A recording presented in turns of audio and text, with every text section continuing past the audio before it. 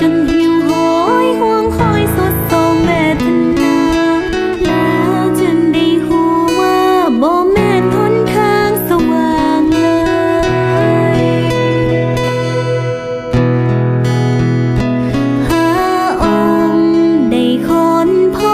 บการเวียนจบของจักรวาลหนทางที่จะข้ามผ่านวัฏสงสารอันปดป้องสายพินที่ดิดนั้นเธอปล่อยให้มันล่ำย้อนลงละเลยและลืมหลงเจอของสำเนียงเป็นพินโบและสายพินที่แข็งตึงเธอบิดให้แข็งจนเกินไป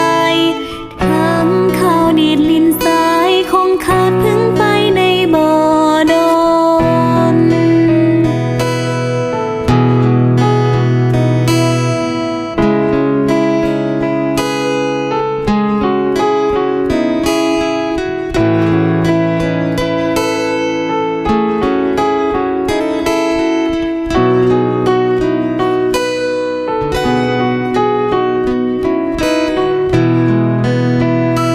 พระองค์ได้ค้นพ